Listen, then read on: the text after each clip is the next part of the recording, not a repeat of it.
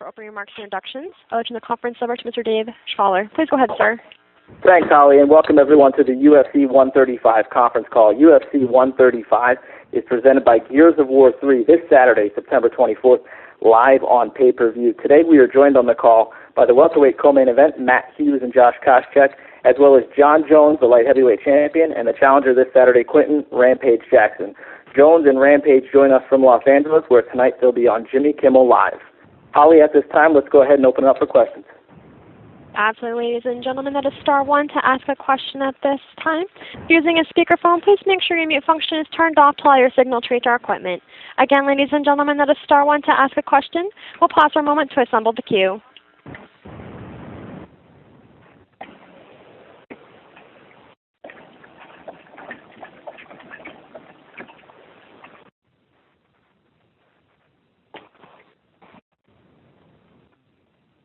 And again, that is star one to ask a question.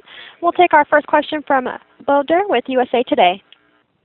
Hello, Dave, is Dana on the call today? Dana is not on the call. Dana's not on the call. Okay. I'll direct this to Matt then, since he's the most, we'll say, experienced of this group. And basically wanted to ask about going to Denver. And if you have any memories of those first couple of UFC cards, UFC 1, 2, and then Ultimate in Denver, and then how it feels to be going to essentially where it all started. You know, I think it is pretty cool that this fight is where the UFC started. But I think any of the guys could have answered this question. I wasn't, of course, in the UFC when they were in Denver. So, I was just a fan of the sport, just watching through either a cassette tape or if I happened to catch it live. But as far as any recollection about what was really going on in the UFC back in that day, I don't have any. All right, anyone else? Maybe Rampage? No. All right, thanks, Rampage. Josh? I really didn't even know what the UFC was then, so All right. yeah, so no comment.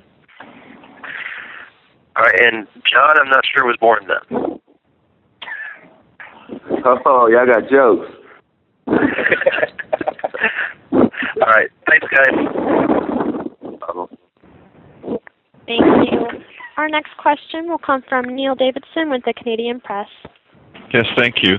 Josh, my question is for you. I wonder if you could tell us how long did it take you before you were able to get back to full training? And also, obviously, it's exciting to get in against a Hall of Famer like Matt Hughes. Do you think that was the kind of fight you needed after the last one?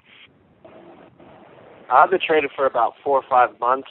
I took about 3 months off after my fight, just to recover, and went back to the basics. I got in, jiu-jitsu class, and, pretty much went back to just, like when I first started, learning all over again. So, I've been training for quite a while. I've helped a lot of the Strikeforce guys, King Mo, Daniel Cormier, and Luke Rockholt, and Mike Powell, all those guys. I was through all their training camp, training with them, and doing everything that they were doing. So I've been training for quite a while. So, fighting Matt Hughes is a good comeback fight for me. I think that I think the fans deserved this fight a long time ago, and now we're getting the opportunity to do it. Okay, thank you. Good luck. Thank you so much. Our next question comes from Dave Meltzer with Yahoo Sports. Hey, Josh, how you doing? This is also for Josh and for Matt. For Josh, you had talked about fighting in San Jose, and was that kind of like the original idea? And what's your thought on kind of having it moved up a couple of months? Originally, yeah, I was planning on fighting in San Jose. I thought it'd be cool. I fought twice in Canada last year, and nothing against the Canadians, but God, I want to fight somewhere closer to home. So I thought that originally, yeah, I'll fight in San Jose. But like I said, I've been training for quite a while, and I'm ready to fight. And fighting in Denver is going to be a great thing. Came about. Diego Sanchez broke his hand, and I eventually got a phone call from Crazy Bob Cook, and pretty much he's like, "Hey, you want to fight Matt Hughes?" I didn't even hesitate. I was like, "Yeah." I was like, "When are we fighting him?" Because I didn't even realize that he was fighting Diego Sanchez. I've been so out of the loop with the UFC. I've just been focused on training, so I didn't even know he was fighting. And he said 19 days. I was like, "Yep, let's do it. I'm in shape. Let's go." So, didn't hesitate to take the fight. And like I said earlier, this is a big fight for Matt Hughes, a big fight for me, and I think it's a great fight for the fans. Yeah. And have you opened up a gym in Fresno? Yeah, I got AK Fresno, 2 gyms here in Fresno. And how's that going? The gyms do well. We have good instructors. And the gyms are doing really well for the Fresno area. And I believe we're the #1 gym here in this area. So I got great instructors. It's a fun project. The good thing is I don't have to do anything with it. I have a partner that runs everything. And for Matt, you owned a gym for a while, and I guess that you sold it. I mean, what's the as far as running a gym business? What's kind of your thoughts on that looking back? Well, I opened it, and the problem was it was an hour away from my house. So I drive an hour, you train, you work out, blah blah blah, and you drive an hour home. And I got sick of that hour drive more than anything else. But I had a general manager who took care of everything. I really didn't have to do anything business-wise. I knew what got me where I'm at today, and it's not running businesses. So I really didn't want to do that. But that hour drive is really what got to me. And as far as like the change in opponents to Josh from Diego, when you first heard what kind of was your like emotions going through when you heard about the fight falling apart and then the new fight coming together and Josh Koscheck as an opponent? Well, the first thing that came to my mind was here I've been training for quite a little while, expecting to fight on this card, and now it's not going to happen. So it was kind of confusion when DW called me. He originally said on the message to me. He originally said, "Shoot, Josh's. Who's the other welterweight that was supposed to be? I forgot his name already. Gosh, darn it. John Fitch. Fitch. He said originally Fitch, and so then I was jumping on a flight, and then I called him back after the flight, and he said no, Koscheck. So it's Dana's call. It's not even my call to decide who it's going to be. So. I said, yeah, whoever you want, and then that's when the fight took off from there. And for Josh, I mean, you had kind of been hinting of fighting a guy at 185, and did you have a guy in mind? And was that fight like could you say who it was, or was that just kind of you fooling around on the internet? No, I was definitely interested in fighting at 185 because pretty much everybody at 170 was tied up.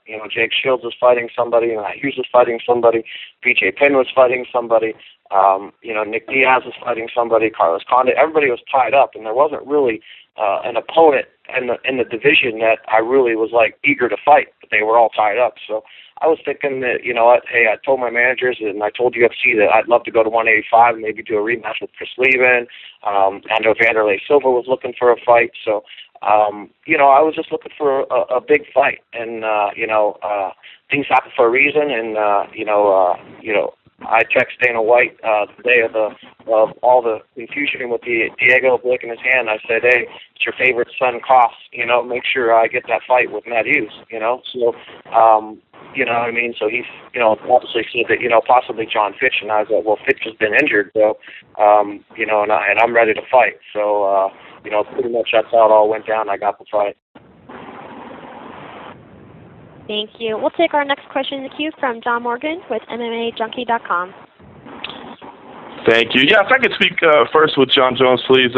John, after the promo that aired the other night on the UFC event, a lot of the public reaction kind of signaled that maybe you seemed intimidated or that Rampage had kind of gotten into your head with some of his pre-fight discussion. Can you kind of react to that and maybe, do you understand why people felt that way? I don't know, man. I don't know. Maybe because I took a more, I took the back seat maybe to the conversation. Who knows? But, ultimately, man, I'm very, very aware of why I'm here. I'm not here to show that I'm a better talker, to show that I'm better at arguing, show that I'm better at insulting. That's not my mission. You know, my mission is the night of September 24th. You know, to be honest, if I had it my way, I would probably do very, very limited media as possible. But this stuff is recommended by Dana White, and it's somewhat mandatory. So I'm strictly doing my job. So, like I said, my job isn't to out-talk him. I mean, you're talking about an opponent who threatens and harasses literally every opponent in his career's history.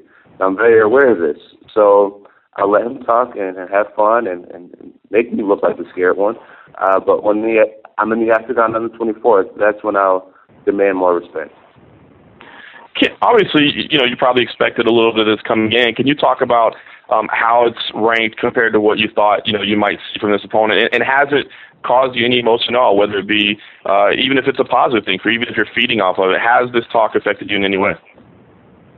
The only thing that bothered me initially was the Spygate situation, and it wasn't necessarily the situation. It was the fact that fans actually considered the fact that I would try to pay someone to go to his camp. First of all, find someone to go to his camp, and then pay someone, and then try to get him to Rampage to trust them, and all this ludicrousness. You know, I thought that was pretty interesting that the fans would think I would do something like that. But outside of that, no, nothing that's bothered me. I'm aware of what I'm up against. I'm aware of the character that I'm up against, and I think it'll make me better in the future. You know, I have some opponents. Not that I'm looking past them in any way, but I have opponents in the future that will be big talkers as well. So this is it's educating me and making me a better champion. Thanks, John. And if I could ask Rampage on that, not sure if you're aware that a lot of people did think that John was kind of intimidated or that you proved you were in his head. What do you think about that reaction? Did you evaluate it the same way, or have you thought about that? No, I don't care about stuff like that. People can assume that I talk to argue with my opponents, or I'm always aggressive towards them, stuff like that. You know what I'm saying? If you go back and look at my interviews with Marvin Eastman and Chuck Liddell and Dan Henderson and other guys, you know what I'm saying?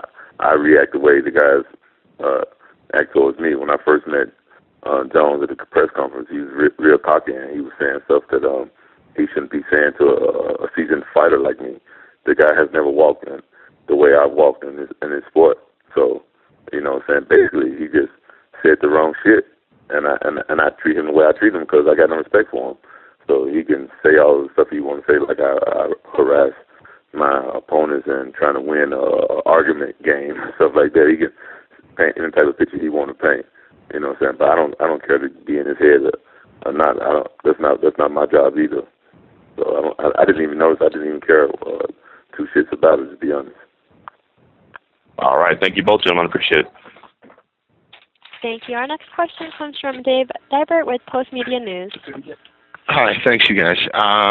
For Josh, how was there any being gun shy at all coming back from an injury like you did, or were you able to just get right back in there and not even be thinking about the injuries you had last time out? No gun shy. I got right back in there, and I was flying with a lot of good guys. A lot of good guys that hit hard too. Luke Rock. I was sparring with King Mo. Getting him ready for his fight. So no gun shy. I'm ready to rock. It's been. I could have fought a while ago, and I just wanted to take some personal time off and just focus on some other areas outside of fighting, and it was great time off, and I'm anticipating to come back strong here on the 24th. Now you've been in the fight game, in athletics in general, for a long time. What previous injuries that you may have had? What's the longest that you've been on the sidelines with specifically with an injury in the past, whether wrestling or anything else? What's the worst one you've had before? in wrestling, I had a fusion 5 and 6 vertebrae in my neck, and I was out for about, I'd say probably about 6 or 7 months. So pretty similar to what I have now, and I came back healthy and ready to rock after that. So I don't feel this injury. Like I said, I was only out with the injury about 3 months, and then I was right back in the gym, working on jiu-jitsu and wrestling and boxing. So so I've been training for a long time, and like I said, I'm always 2 weeks, 3 weeks away from being ready to fight. So. Is that I don't know if it's nervous energy, but is that energy starting? It's fight week. It's getting close. How much are you looking forward to Saturday night and being back out there in front of the live crowd and having the action for real? It's one of the things you definitely miss, and it's when you walk out to the crowd and you get in fight in front of a packed house and millions on pay-per-view. It's definitely something that you miss, and I'm super excited about coming to Denver and getting the opportunity to come out there and perform and come out with a big victory. All right, thanks, Josh. Thanks, you guys. Thank you. Our next question comes from Warren McCarty with MPIF Radio Denver, Colorado.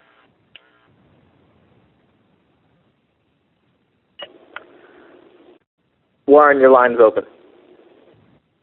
This question is for Matt and Josh. I guess we'll start with Matt first. Just curious as to what you've done to prepare yourself for the altitude. I know that Rampage did his camp here in Denver. John did most of his camp down in Albuquerque, which is high elevation. Just curious what you did to prepare yourself for the thinner air that we have here in the Rockies. Just made sure my body was in shape, and number 2, I did most of my camp, 4 weeks of my camp in Salt Lake City. So, gotcha. Altitude there. All right, Josh, can you answer the same question, please?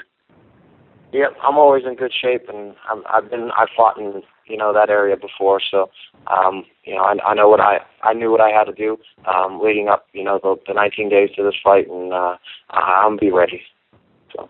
Okay, thank you guys both, and good luck. Thank you. Thank you. We'll take our next question from Ken Pishna with MMAWeekly.com. Hey guys, this is for Josh. Josh, it sounds like the time off was something beneficial to you and something you kind of enjoyed. You kept really active for a long time. Did you think that, although you didn't want to take the time off for an injury, that taking this time off and having an extended layoff was probably good for you at this point in your career? Yeah, I think it was a good idea for me to take some time off. Like I said, I took 3 months off totally, and I just did some light running, a couple days a week, and that's about it. And then, and then I got back into, doing regular training, and I was in the gym every single day. I don't think there's a day that went by that I didn't do a workout. So, so I've been training, and I think it was good. I got to focus on a lot of other areas that normally, in the past 5 years I haven't got to focus on. So it was kind of fun, getting away, being able to, spend some time, doing some normal things. So were you able to work on maybe some newer techniques, or even working on some of the things that you pinpointed in fights that you felt like you needed work on, but you just never had the time because you were always going from fight to fight? Yeah, I definitely got to, slow the game down and go back and be a student for a little while. And it's kind of nice, I got to actually hook back up with my Muay Thai coach, and he's, him and I split ways a while ago, about a year ago, and now we finally got back together. So that was an added bonus for me, and, I've been working with him for about, 8 or 9 months, and, so it's been good. So we can expect some wild elbows and head kicks out of Josh Koscheck? You never know. I have that in my arsenal, so I feel like I've improved as a fighter over the last 3 or 4 months, and I'm excited about this opportunity, and can't wait for Saturday night. All right, thanks, Josh. For Matt, you've got a long resume, more than 50 fights, and you've been in the title fights, the big marquee fights with Royce Gracie and things like that. What is it that keeps you interested in the fight game at this point in your career? I mean, you know, a lot of guys love to be in the training and all that, but what is it that drives you to want to remain in the octagon at this point in your career? Well, it's competition. I think that's what drives your top athletes in the UFC is the fact that love getting in there against one other person, you know, and mixing it up. I don't have to rely on 4 other basketball teammates to score a basket or anything. I just gotta rely on myself. So the fact that it's just me and one other person competing in there, you know, that's my big drive right there. I'm consider myself a lucky man. I love going to the gym every day, twice a day. I love traveling with my buddies. I mean, we just all in all, it's a great lifestyle. And what about the time off for you? Do you enjoy having, you know, the extended 8, 9, 10 months off between fights, or would you rather fight more frequently? I enjoy my time off. There's no doubt about that. So me, you know, what is it, about 10 months off for me? That is fine for me. Gives me a chance to do more training as far as lifting weights, working on technique and stuff like that, where I'm not, you know, really worried about getting in shape. So time off is good for me. And for John, real quick. John, this is probably the most marquee fight you've been, and even though you were in the title fight with Shogun, and that definitely got a lot of attention, this is probably the biggest media barrage that's been thrown your way in your career. How have you kind of handled that, and has it been more than you expected? No, I don't feel as if it's been the biggest media barrage that I've been in so far. Leading up to the Shogun fight, you know, I had the pressure of preparing for such a well-versed athlete like Shogun in only 6 weeks' time. That caused a lot of pressure for me. I also had a lot of pressure knowing that I was being involved with a UFC title fight for the first time in my career. That was tremendous pressure. And then on top of that, I had the in-the-moment camera crew following me around. They woke up every morning there at my house by 8 o'clock, and they left me about 7 o'clock p.m. Every day in my whole training camp, which was also something that weighed on me heavily. I felt as if the camera crew being there with me 24/7 was a major distraction, and I was hoping that it didn't play factor in my skill set and in my mental game, but I ended up doing well. So I honestly feel as if the Shogun fight was a lot more pressure and a lot more, just a lot more on me in general. And the biggest thing was in the moment. I mean, literally to have the camera crew watching me train, watching me eat, I felt as if I was being an actor the whole time, and it was weird for me. So this time I don't have any camera crews really. I just have to do my media obligations, which doesn't take too much time, and then it's right back to focusing. Like I said, I actually tweeted, you know, I brought a jiu-jitsu coach and a boxing coach with me, and you know, in between workouts, in between media, we're getting our workouts in, and we're going over the game plan, and I feel great. Great. Thanks, John. Thanks, guys. Appreciate it. Thank you. Our next question comes from Chuck Yarborough with the Plain Dealer. Thanks, guys. This is for Rampage. You haven't been knocked out in about 6 years, I think, and you're going up against a guy who's a knockout specialist. Do you have any concerns about that, or have you adapted your training to the speed of his hands or his elbows? I'm not even going to answer your question, homie.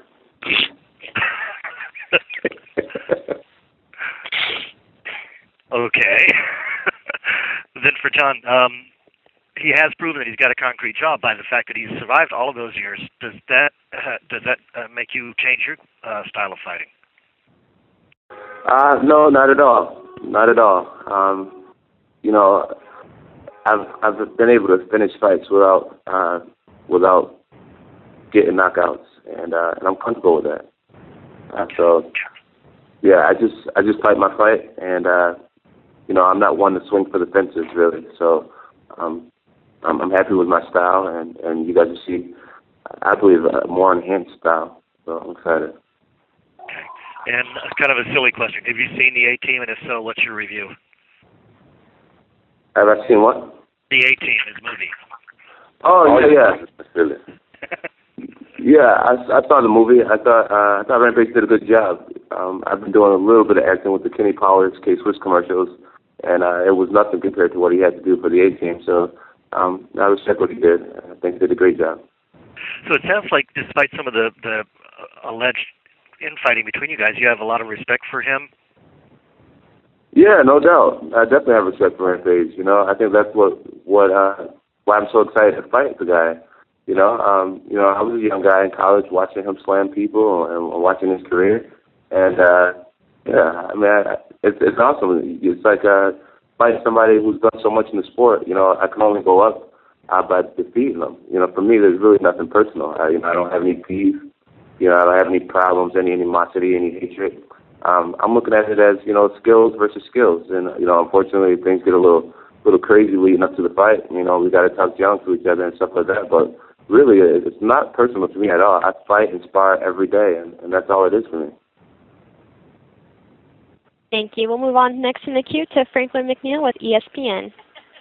Yeah, my question is for Matt Hughes. Matt, you're going into this fight, coming off a fight with BJ that I'm sure you'd like to put far behind you.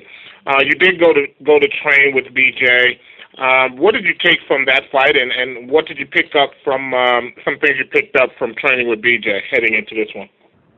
I picked up a lot from BJ. I mean, he's just got a lot to offer. He's a very, very intelligent fighter, intelligent grappler. So, I obviously made a couple mistakes in my fight with BJ, and he was able to recognize them and capitalize on them. So, I really, and that was footwork. Had footwork mistakes. Picked up on my footwork on my feet, and tried to correct that. It's funny that boxing footwork is a lot different than wrestling footwork. So it's not been the easiest thing picking up the footwork for me as far as throwing punches. Now, you did talk about what keeps you going as far as liking to train, liking the competition and all of mixed martial arts, but you have been around for a while. You have had a lot of fights. Does this fight, the outcome of this fight, will determine your next move in the sport? Will it have any impact on your decision to continue on professionally in UFC? No, this is the last fight on the contract, so the outcome of this fight won't really matter, to be honest. After this fight, win or lose, doesn't matter. I'll talk to the UFC and we'll figure out what we want to do. So, my wife tells me I'm done fighting. She wanted me to quit after the BJ fight, but we'll just see. We'll just see what I feel like, and we'll see what the UFC wants to do. But this is the last fight of the contract, so it doesn't matter what happens Saturday. We'll make the decision with the UFC. Okay, great. Good luck. Talk to you soon. Thank you. You too. Thank you. We'll take our next question from Case Keefer with Las Vegas Sun. Hi, thanks. Question for John, please. John, going into your last fight, you really talked about how much you looked up to Shogun. You watched some of his Pride videos when you were first starting in the sport. Wondering if you had the same level of admiration for Rampage and some of the stuff he did earlier in his career. It was different. Shogun, I really looked up to him a lot because of the fact that he was a Pride champion at 23, or 24. It inspired me at a young age to realize that I could do it at such a young age, to be great at a young age. And I think that's what really made the honor so special, fighting a guy like Shogun. I knew so much about him because I had been watching him for so many years. And I think that's why it showed in our performance that I really knew what I was getting into. But the same level, I think it's a little different. Me and Shogun didn't get in such a strong war of words, but it's still a huge honor for me to fight Rampage, man. It's great, man. Like, he's been in the sport for a long time, and so beating him will be huge for me in so many ways, and that's what it's about for me. Thanks. And if I can just follow up for Rampage, what are your thoughts on kind of reaching a point in your career where you're still in really big fights, but now you're facing guys like John Jones who hadn't even really started in the sport when you were kind of in the middle of your career? Do you look at that as an advantage for you? Do I look at it as an advantage? Yeah, just that, the experience and you've been around for so much longer. Well, you know what? honestly, I do look at it as an advantage. When I had to fight Machida, I wanted to be the first person to beat Machida. There was nothing against him, but Machida was the man and stuff, and everybody thought he was unstoppable. I was kind of late with that and a couple other things, so I want to be the first person to beat John. You know what I'm saying? I basically looked at his fights and stuff like that, and my teammates looked at it and saw that, you know, the kid he really ain't fought nobody like me, and everybody's counting me out, and it seems like he underestimated me a little bit and stuff like that. So it's making me more and more confident, and he'll be the guy that I'd be the first one to beat in MMA, and then after I relieve him of his first loss, you know what I'm saying, I think John will go on to be a better fighter, you know what I'm saying, so he won't have all that pressure of being undefeated, you know what I'm saying. I know how it is when you're undefeated and stuff like that. You got all that pressure on you, and I'm just the person to give him that first ass whooping so he can go on to be a great fighter that I know he can be. All right, thanks. Thank you. We'll hear again from Neil Davidson with the Canadian Press. Yes, thank you. Quentin, my question is for you. Did John say anything specifically in the lead up to this fight that irritated you? Yeah, at the press conference in Denver, he was acting real cocky and saying some stuff that was basically uncalled for. You know what I'm saying? For someone who ain't really, you know, had the experience that he haven't had, I don't think that he should have been saying that type of stuff to my face. And I don't know if he was joking, but I took him as he was serious. And so he wanted to say I'm starting talking trash and stuff like that. But if he thinks back, he, you know what I'm saying, he'll remember that he started all the shit talking first. And the same thing with Rashad. And it's only been basically him and Rashad that I even had ill words with in a long time. Even in my prior career, you know, I always been the same. I joke around and I you know, say my stuff that I say because I'm very confident when I fight. But I don't just be talking a whole lot of trash on my opponents unless they say stuff to me first. And so that's basically what happened at the press conference. He was saying some real cocky stuff that I didn't like, and that's the type of stuff that motivates me to train really hard. And that's basically what he did. Okay, John, can I ask you, what are your thoughts back on that press conference? Do you see it that way? No, not at all. Not at all. I mean, I was waiting for an example or a quote from him that of anything perceptive that I had said that was out of line, outside of saying things that was just self-assuring to me that I could win this fight. You know, I remember at the press conference him saying things about I don't care what John's going to suck on and I'm going to destroy. He's getting destroyed and I mean there's quotes throughout this whole training camp, Bambi legs and all that type of stuff. And if somebody actually look up on it and look for specific things that I said and things that he said, I haven't insulted him one bit, I don't think, outside of saying that I know I'm going to win this fight. But you know, ultimately, I'm not trying to soften up now. I mean, it's the way it's the fight.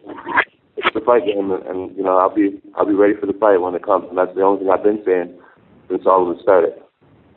Actually, you are very mistaken because I can't remember exactly what you said, but you were saying a lot of smart remarks at the press conference when I was sitting over next to you. And some of those remarks you just said, I don't even remember saying them. And I can tell a couple of times on the internet I've been misquoted or something because I haven't said anything about your legs or anything else. So I don't even know where this stuff's coming from. You said I said something about your legs, but I can't remember the exact words you said at the press conference. But you remember when we were sitting at that table and you was on the right of me and you said something and I looked at you and you know what I'm saying, you said something smart. I can't remember exactly what you said, but you was doing your cocky smart talk. I remember that.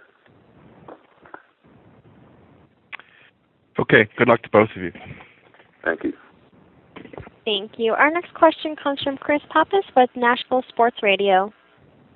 Hey guys, this question is for Rampage and John Jones. And Rampage, I'm pretty sure I know your answer to this, but whoever wins the fights Rashad next, and both of you guys have kind of a history with them. Would either one of you be interested in doing the Ultimate Fighter, the first Ultimate Fighter on FX against Rashad? Who are you asking to go first? Hello? Say it again? You want me to answer first? You said sure. You said you want to do another Ultimate Fighter?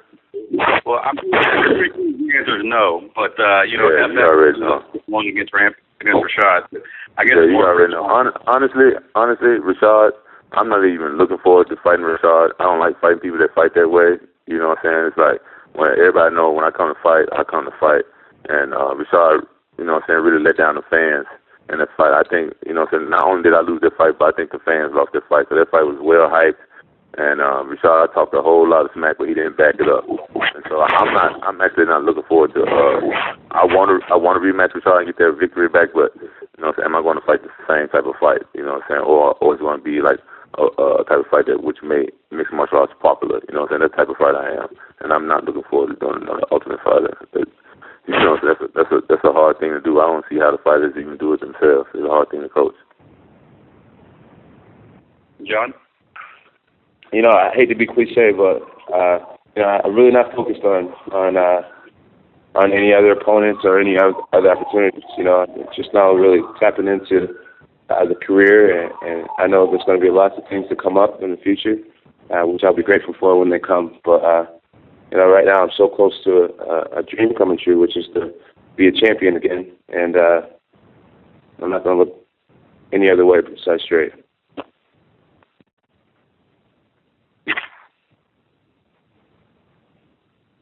Thank you. We'll move next to John Morgan with MMAJunkie.com. Thanks for the follow-up, guys. If I could start with John. John, I'm curious if you've ever found yourself in this position, whether it be in your MMA career or your wrestling career, where there was kind of a verbal battle going into the matchup.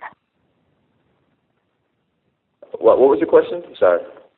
No, that's okay. If you've ever found yourself in a similar position like this, whether it be in MMA or maybe wrestling days or something like that, where an opponent, you did feel was kind of trash talking and that sort of thing.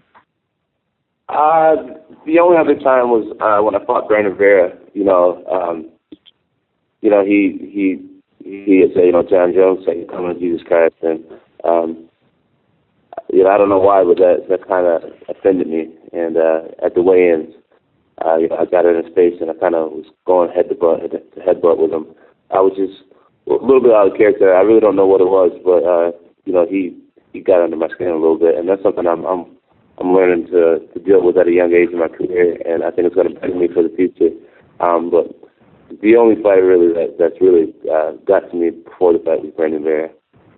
Well, obviously that was a very good performance for you. We've heard GSP say in the past that sometimes when he's angry, he can fight a little bit better. I'm curious if you feel like that anger fueled you a little bit that night, or how it affects you on fight night.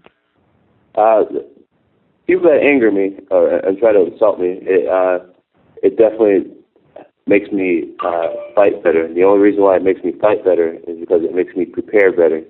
I realize that every statement I make and every quote I make, I'll have to back it up, and that's why I try not to insult my opponents. I just try to state things that I believe to be true, and so I know I can't get into a verbal debate with someone and say all these things and lose the fight. I'll look real silly at the end of the fight, and if I make comments my opponent doesn't have punching power, and then end up getting dazed and knocked out somehow. So you got to back up the things that you say, and that's why I try not to speak too much when it comes to insults. And just focus on training my butt off so that I win the fight. And do you have that same type of anger heading into this fight, or is this a different feeling? No, I don't have any anger headed into this fight. I just understand what I'm up against. Like I said, I've been a fan of Quentin before I'm actually fighting him. So I've been watching, all the videos and all the YouTube videos and his whole past and the things that he said in the past and the character that he is. So it's just understanding what you're up against. And I'm up against a guy who loves to talk, who loves to entertain, and that's just the beast that I'm fighting. So I just think the awareness helps me keep my composure. All right, thanks, Sean. And a quick follow-up for Rampage as well. Rampage obviously been in the sport for a long time. John is still relatively young in his career, but a lot of people are putting him as one of the top 3 fighters on the planet right now. Do you agree with that assessment, or do you believe it's too early in his career to be evaluating him that way? Well, John Jones does have skill, so I got to be honest about it, and I'm not looking past the kid at all, but, the only person he really fought was Shogun, like a champion, but he's coming off a year injury, a very rusty Shogun. And if you have enough fights and you fought Rusty, you know what it's like to fight Rusty, and you're a true fighter. You know that there wasn't a true Shogun. So I'm not putting him up there personally, but if anybody want to put him up there, they can. But me personally, I'm not putting him up there as one of the best yet. Fair enough. And lastly, John is becoming a big superstar in the sport, a very recognizable name and a recognizable face, but you've said on multiple occasions that you think he's fake, to be honest.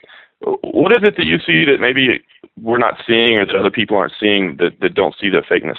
Well, I think a lot of people see it, you know what I'm saying? Just because you don't see it, you can't speak for everybody. You know, I can't speak for everybody, but I didn't notice it at first because I don't pay attention to John, but I do pay attention to my followers on Twitter, and they tell me stuff, and then I start looking at them, and you can tell he put on his, you know what I'm saying, real good boy act in front of the camera and stuff like that, and everything. But then after a while, once he got to the belt, his head got kind of big, and you know what I'm saying, you can tell, like, you know what I'm saying, he's been slipping a little bit here and there, and some stuff he's saying, and at the press conference and stuff. Like when I noticed him, and I talked to him, he was saying some cocky stuff, which made me a little bit agitated and stuff. You know what I'm saying? Don't get me wrong, I don't got nothing against John Jones personally and stuff like that. He hasn't said anything too bad. You know what I'm saying? I like how positive and stuff he is, and I think he has to be that way. You know what I'm saying? I know he's down with the law. You know what I'm saying? I know what's up with him, but you know what I'm saying? At the same time, I just like for people to be themselves and be real all the time. Don't try to put on a front in front of everybody like how humble and stuff he is. And, you know what I'm saying? When he first came out, he was, you know, at the interviews after this fight and stuff, he was real humble and stuff like that. But then when you meet him and stuff like that, he seems like really cocky and stuff like that. And if he's supposed to be, you know what I'm saying, a child of the Most High, you know what I'm saying, he should know that, you know what I'm saying, the Most High don't like his kids to be like that. You know what I'm saying? We all supposed to be humble. And that's why I have my disagreements with him. Thank you. And at this time, we do have time for one question left in the queue. We'll take Dave Metzler. Yeah, this is back for Josh. I had seen an interview where you mentioned about like the pain level of the eye injury, and you mentioned like it was comparable or something to losing a toe. I mean, can you kind of explain what you meant by that? Yeah, you know, after that fight, you know, I was in the GSP fight in December. I was in a lot of pain. You know, I've had a couple of surgeries. You know, I've had obviously my neck surgery when I was a kid. You know, when I was in college, my fusion 5 and 6, and then when I was a young kid, about 4 years old, I was doing something I wasn't supposed to do with a hatchet, and I cut my toe off. And you know, the pain that I experienced in both of those surgeries didn't compare to the eye injury. You know, I had a lot of nerve damage done in the face, and the face is a very sensitive, and you know, the nerve damage that you have in the face is, you know, magnetized the pain levels in your bodies, you know, a lot more. So, you know, it was a lot of pain, and you know, I got through it, you know, via pain pills and morphine that night. And, you know, it was a fun experience. Needless to say that you know, that I don't want to go through ever again. So you know, it taught me how to you know, in my training camp, you know, to move my head and not get punched as much. So you know, so that's a lot of things that we've been focusing on. So I'm blessed to be back in the octagon again, and you know, I'm thanked that the UFC you know, gave me this opportunity on short notice, and you know, like I said, I can't wait for Saturday night. Sounds like from listening to all these interviews of Rampage and Jones and, you know, Hughes and myself, it's going to be a good fun night for the fans. And as far as was there ever a concern that you couldn't come back at like that first couple of weeks, or did you always know you were coming back? No, I always knew I was coming back. You know, regardless of the outcome, you know, the doctors, I was gonna see the right doctors, and you know, the doctor that I saw in Boston, she was amazing. She went in and, you know, didn't have to put any other lacerations on my face. Went in through an old cut, and you know, went in and fixed it. And you know, she's worked with a lot of great athletes from, you know, over the years for the Patriots and, you know, all the sports over in Boston. So, you know, so she did a great job, and here I am back again after, you know, 7 or 8 month layoff. So, you know, I can't complain. I'm back, and I just got to go back out there on Saturday night and prove that I'm back. And what's her name? Dr. Tribulus. Maria Tribulus. Maria Tribulus. Okay, thanks, and good luck. Thank you. Thank you, and that is all the time we have left for questions today. I would like to turn the conference back over to Mr. Schaller for any additional closing.